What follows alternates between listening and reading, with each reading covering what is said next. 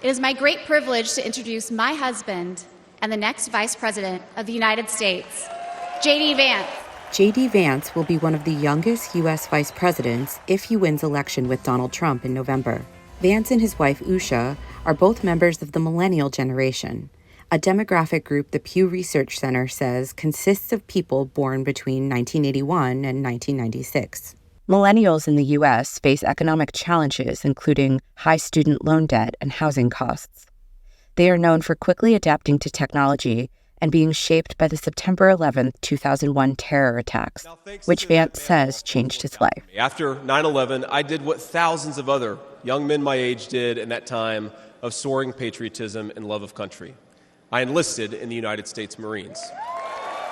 Texas millennial Sarah Gardner says Republicans are ready for Vance. We have a lot of older politicians in Washington, and some of them have been there for far too long, so it's great to have somebody with new ideas that can bring a new perspective and really represent the younger voters. With Kamala Harris now the Democratic Party's likely presidential candidate, public opinion polls are showing a spike in support for her among younger voters. In this election, we know young voters will be key, and we know your vote cannot be taken for granted. It must be earned, and that is exactly what we will do.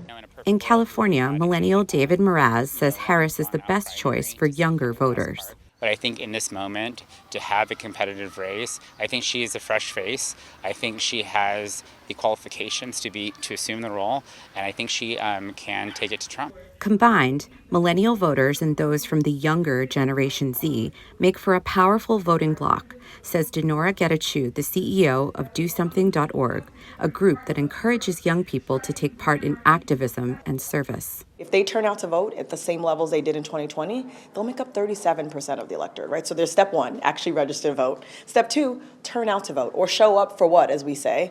While millennial voters are politically diverse, they generally agree on the need for change. We're seeing America crumble down to the ground, and that's because the people who are elected are not of our age.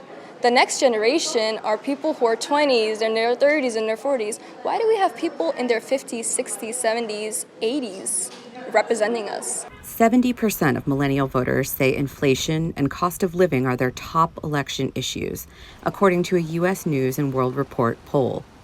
Those economic concerns rank far ahead of reproductive rights, gun violence, and climate change. Elizabeth Cherneff, VOA News, Washington.